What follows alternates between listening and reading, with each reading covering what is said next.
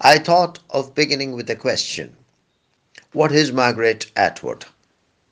But then I realized that that is not the appropriate question. The appropriate question is, what is Margaret Atwood not? What is Margaret Atwood not? Margaret Atwood is a poet. She is a novelist. She is an essayist.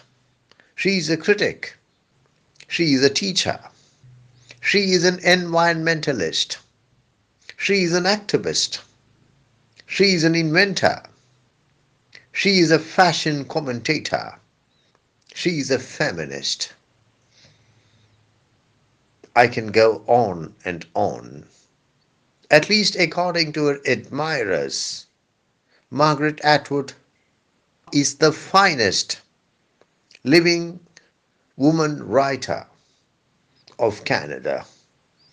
And today we are going to read an extraordinary poem of Margaret Atwood titled Notes Towards a Poem That Can Never Be Written. This is an amazing poem, a poem which refuses to call itself a poem. And instead, the poem calls itself a set of notes. What is a note? Of course, the word note has many meanings in the English language, but in this context, it means a record of the points, a record of the ideas, an informal record of the points. So, this is a poem which is not a poem, which is only a set of notes to words. Look at the second word in the title of the poem. Towards means in the direction of, for the purpose of. I think Margaret Atwood could have written toward without the final letter, without the final S. That is more American. Toward is more American. Towards is more British, despite the fact that Canada shares a long border with the United States of America. Margaret Atwood here prefers the British alternative towards, which means in the direction of or for the purpose of. Notes towards a poem. This is a set of notes attempting to move towards a poem. What kind of poem is it? That can never be written. That is the beauty of the poem. The poem has not been written. Not only has the poem not been written, it is a poem that can never ever be written. Why? Why can't the poem be written?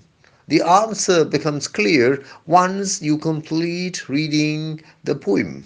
There are political, social, cultural reasons which prevent the writing of the poem, which ensure that the poem can never ever be written. See how modest this poem is. This poem does not call itself a poem. It is not even a draft. It is not even the draft of a poem. It is only a set of notes attempting to move towards a poem which can never, ever be written. Margaret Atwood believes that the single most important thematic concern of Canadian literature is survival. Not merely of Canadian literature, but also of Canadian culture and Canadian life. Canadians have a long history of survival. Canadians are basically survivors.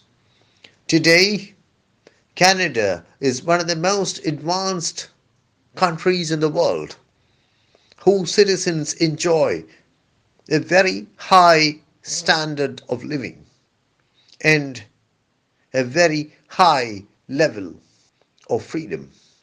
While Canadian citizens, including Margaret Atwood, enjoy this standard of living and this level of freedom, there are countries in Central America, in the Caribbean, in Africa, which are totalitarian societies. The regimes in those countries are oppressive and exploitative. The concept of freedom, the concept of human rights is unknown in these societies. Famine, starvation, deprivation, exploitation, detention, oppression, injustice, inequality are all part of the everyday reality of these societies. In such contexts, a poem as the present one can never ever be written. This poem, which calls itself a set of notes, allows Margaret Atwood's obsession with the concept of survival to shine through its lines and is an attempt to move towards the poem which can never be written in the political, cultural, and social context of the totalitarian world.